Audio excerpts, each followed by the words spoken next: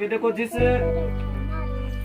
मकसद से आप आराधना कर लग रहे थे परमेश्वर की, जिस मकसद से आप यहाँ इकट्ठे हुए हो, खासकर आप सब जन परमेश्वर के वचन में अपने कानों खोल के रखेंगे, क्योंकि खुदा का वचन आप सबकी लाइफ को, आप सबके जीवन को चेंज करने की शक्ति रखता है। हालेलुया। प्रॉब्लम मायने नहीं करती, कोई भी दिक्कत मायने नहीं करती, दिक्कत कैसी भी हो, परेशानी कैसी भी क्यों, जब आप खुदा का वचन सुनोगे और सुनने के बाद आपके अंदर कुछ ऐसी आत्माएं एंट्री करेंगी जिनका आपको फिलहाल पता नहीं होगा, लेकिन जब आप वचन सुनोगे आपके अंदर कुछ ऐसी आत्माएं जाएंगी जो आपको सहयोग देंगे उन कामों करने के लिए जो खुदा ने आपके लिए रखे हैं। हालेलुया। इसलिए अपने कानों को, अपने आत्मा को शांत करो। लिया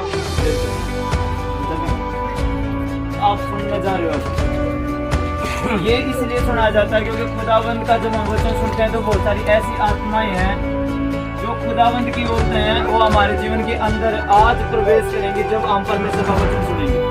वो ऐसी आत्माएं हो सकती हैं जो आपको प्रार्थना करने के लिए उकसाएंगी, जो आपको लोगों का भला करने के लिए उकसाएंगी, जो पाप छोड़ने के लिए उकसाएंगी, जो अलग अलग बातों की ओर आपको उकसाएंगी, जो बातें आपने किसकी ओर ले जाती है, खुदावंद की ओर। हालेलुया। इसलिए आपको वचन की ओर ध्यान देना बहुत ज्यादा जरूरी है, क्योंकि जब वचन में लिखा प्रभु यीशु मसीह ने क्रूस उठाया, तो बाइबल लिखा है कि उस पर क्रूस उठाया नहीं गया था। हालेलुया। लिखा है कि उन पर क्रूस उठाया नहीं गया, तो रास्ते में उनको एक हेल्पर की जरूरत पड़ी, साइड में एक हेल्पर लिया गया था, उस हेल्पर ने वो क्रूस उठाया। हेल्पर यानी सहायक ने क्रूस उठाया नहीं गया, उसने क्रूस उठाया और उस पहाड़ी तक लेकर गया था जहाँ पर यीशु मसीह को सूली पर चढ़ाया गया था। हालेलुया। और परमेश्वर के वचन में लिखा है कि तुम अपना क्रूस उठाओ और मेरे पीछे खोलो। यानी जितने आप यहाँ मौजूद हो, हम सब से परमेश्वर ने अपने वचन में आज्ञा दी है कि अपना क्रूस उठाओ, यानी अपनी मसीह जीवन उठाओ और किसके पीछे हो लो, मेरे पीछे हो लो। लेकिन उस क्रूस को उठाते हुए हमें किसकी जरूरत पड़ेगी, सहायक की। हालेलुया। कोई भी विश्वासी अपनी मसीह लाइफ को एकला होकर कभी भी अच्छी तरीके से नहीं जी सकता, उसने किसकी जरूरत पड़ेगी, स्वर्गीय सहायक की, जो स्वर्ग से सहायक आएंगे। लेकिन वे सहायक कब आएंगे, जब आपके अंदर परमेश्वर का वचन होगा और परमेश्वर का वचन के अनुसार आप चलते होगे, तो उस चलने के अनुसार देख के आपको कौन दे जाएंगे, परमेश्वर की ओर से हेल्पर दिए जाएंगे। हालेलुया।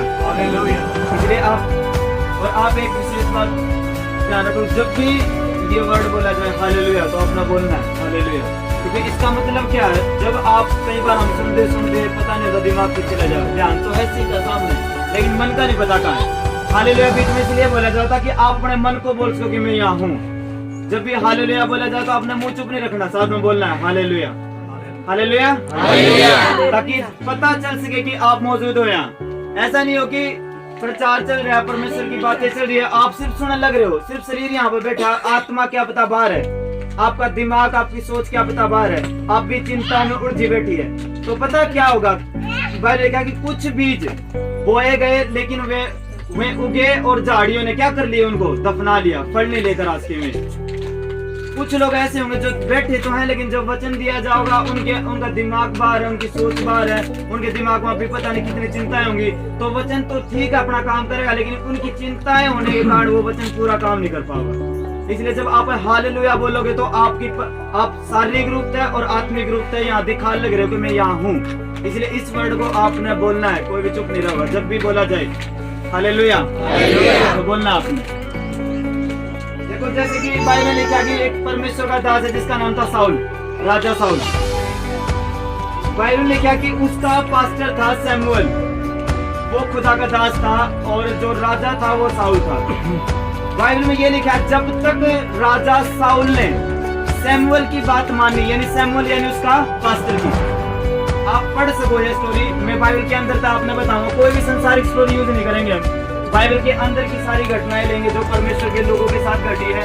परमेश्वर ने अपने लोगों पर ध्यान रखा है वहाँ पे, और वो प्रोफेट था जो सैमुअल था वो किसकी ओर से था, यहोवा परमेश्वर की ओर से। और हम यहाँ किसके नाम पे बैठे हैं, यहोवा परमेश्वर की ओर से।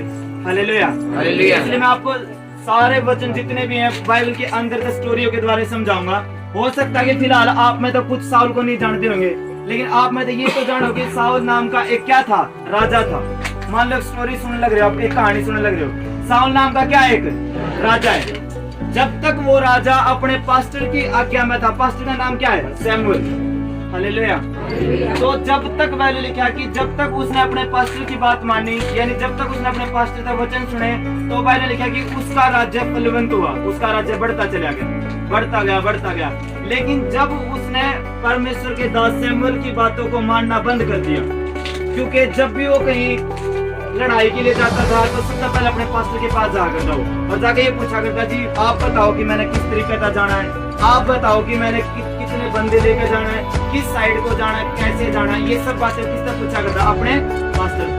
हालेलुया।